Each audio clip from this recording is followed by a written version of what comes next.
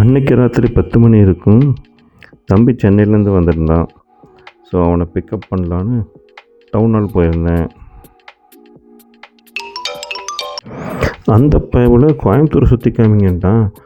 அந்நேரத்துக்கு எங்கே போகிறதுன்னு என்னால் முடிஞ்ச இடத்துக்கெல்லாம் கூட்டிகிட்டு போனாங்க.